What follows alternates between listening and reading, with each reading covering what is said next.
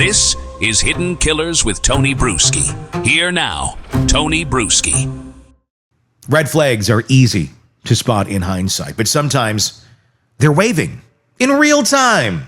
Professors warned about Kohberger. Classmates sensed it.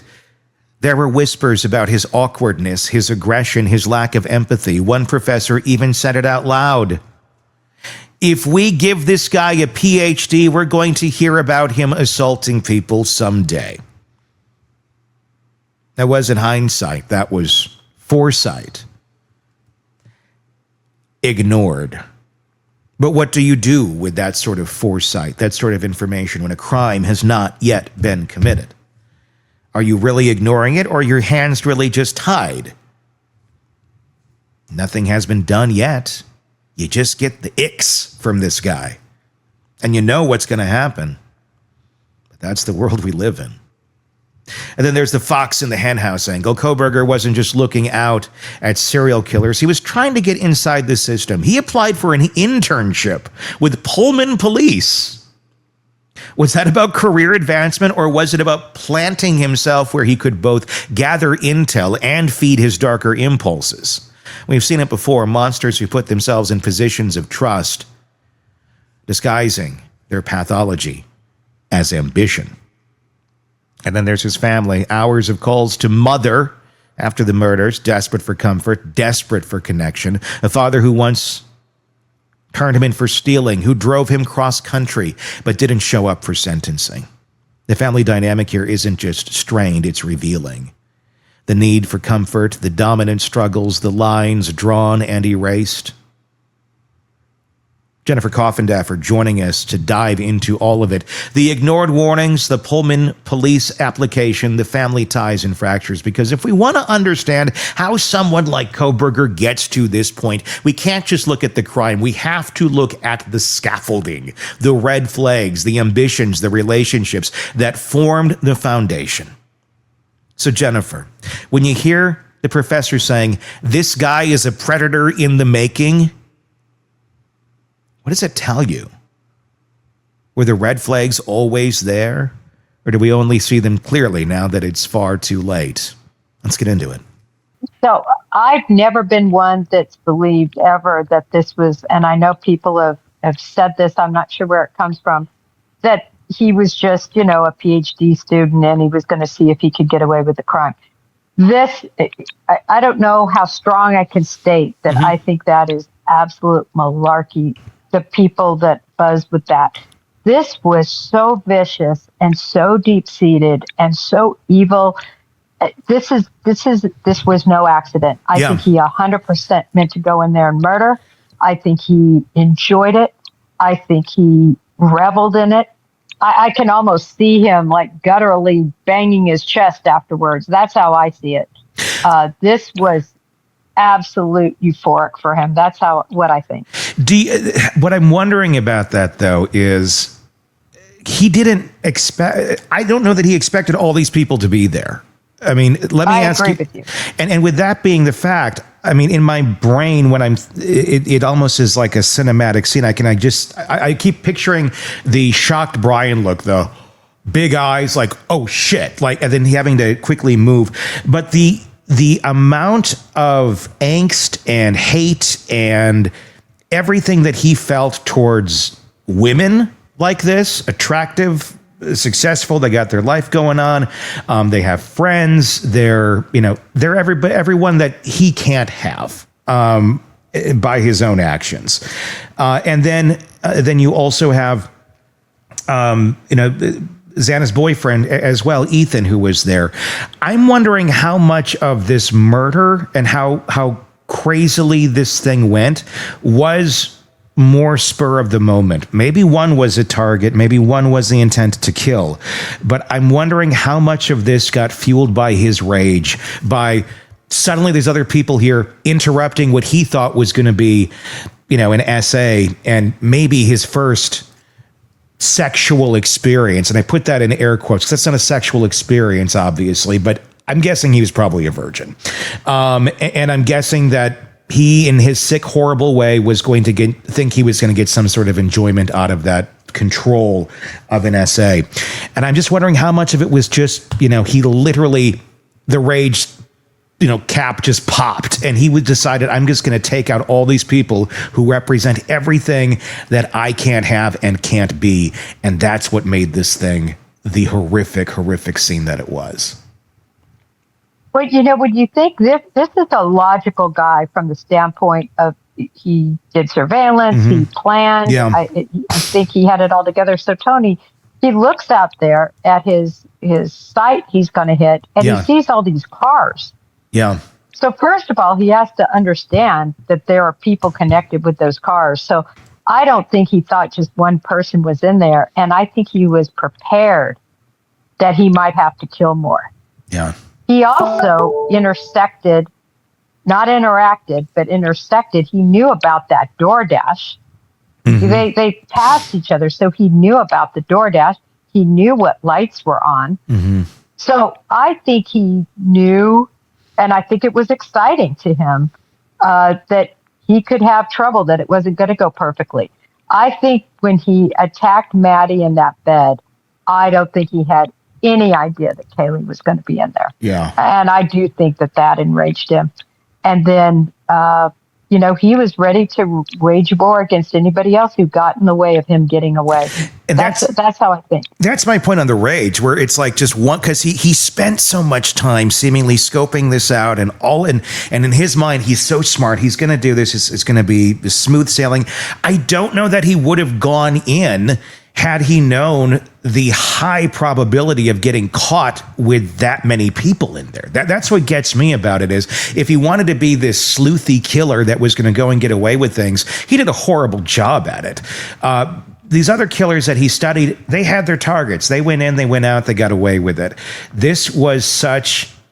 If he spent a minute or two outside of his brain and in the rest of the world, looking things beyond his blinders and seeing those other cars there and realizing there's probably other people in that house, I wonder if he would have gone in, or if he was just tonight's the night I'm doing this. I don't care if anybody's there.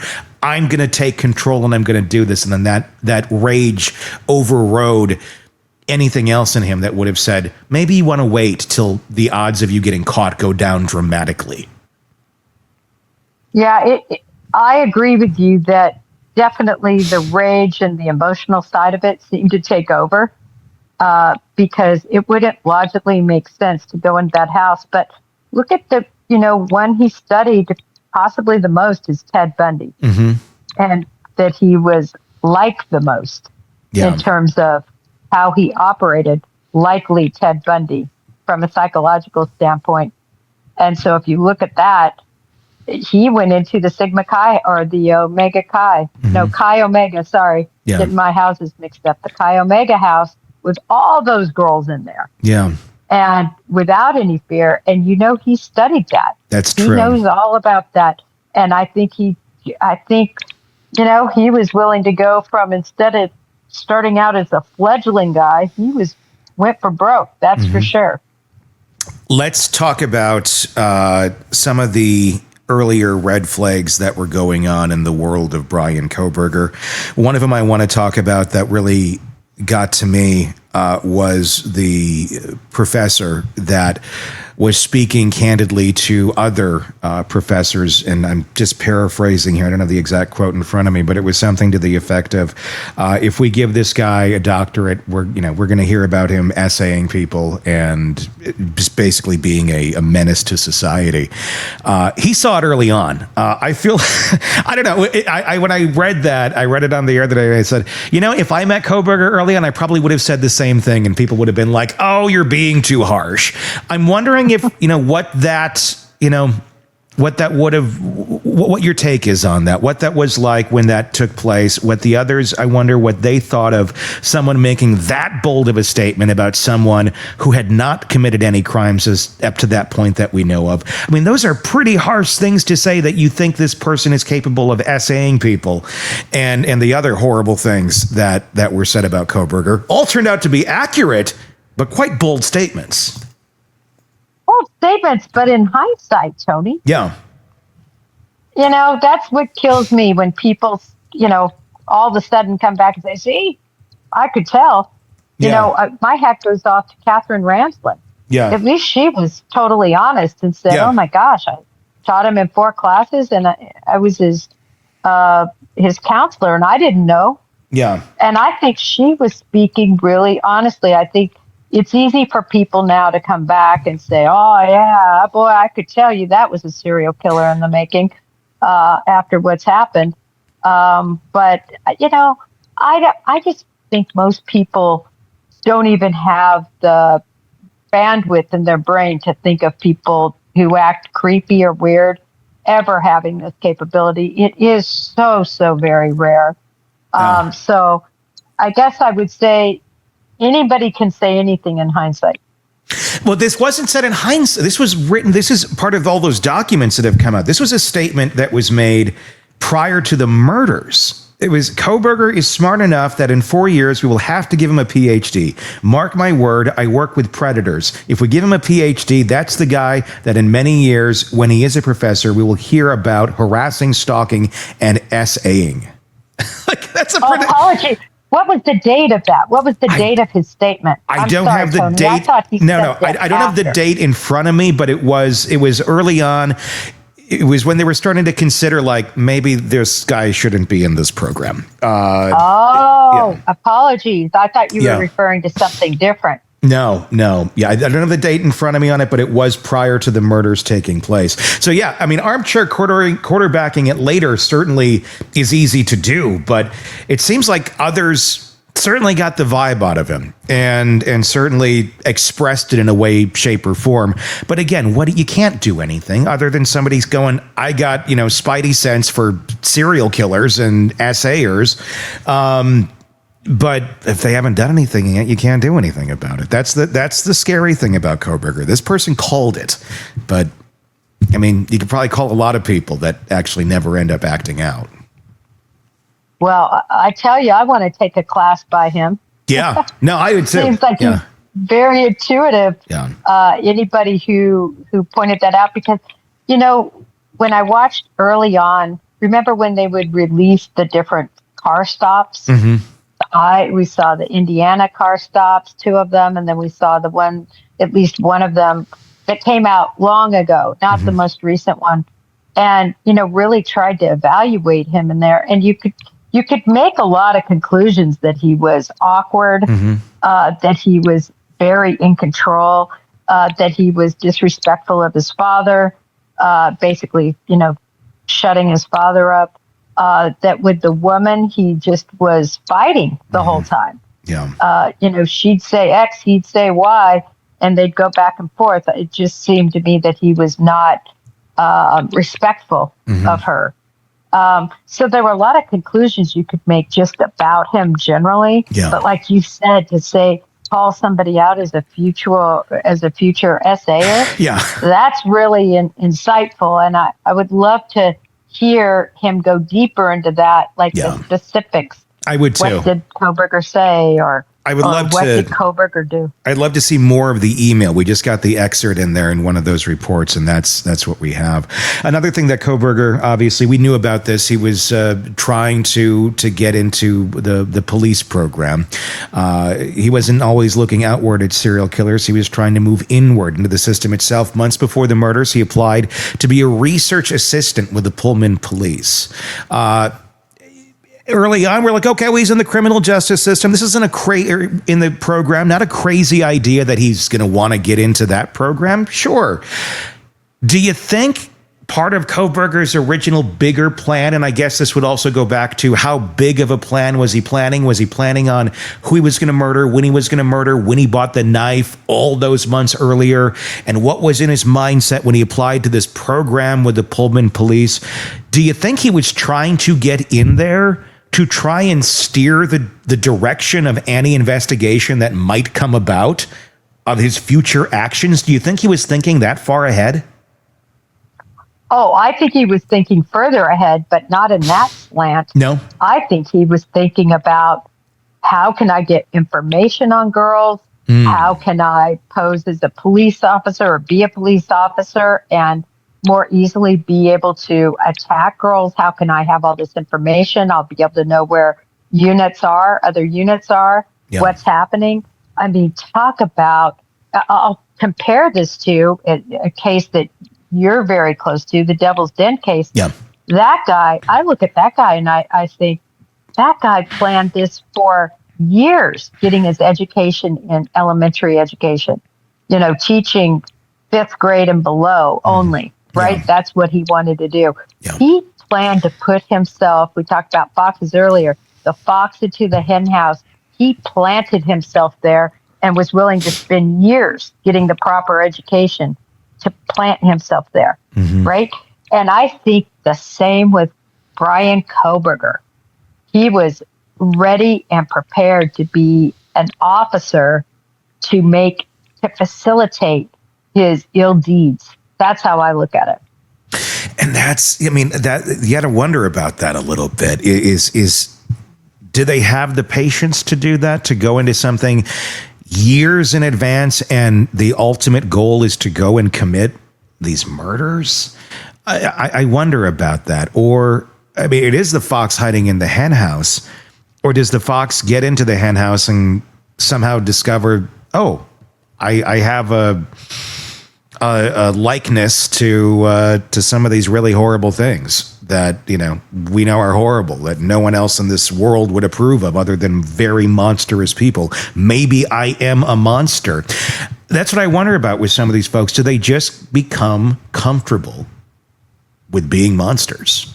And then after a while, they strike. Because it's hard to think that someone goes into this 4 or 5 years early and the ultimate goal is to go murder a bunch of people. I wonder if it was starting out in a more pure intent, maybe confused intent because they didn't know who they were, what they were really into, or are they literally setting out going 5 years down the road after I get this at my education, after I get into this setting, whether it be a school setting like Andrew McGann or Kohberger here in the education area of in law enforcement or trying to get into law enforcement, if the opinion changes or the desires change midway through? Tony, I'm convinced these people are absolute monsters. Yeah. And then they get the education to make it easier on them. Yeah. I don't think it's something that sort of develops. I think people who can do monstrous act, that it's so deep, and it's who they are from very early.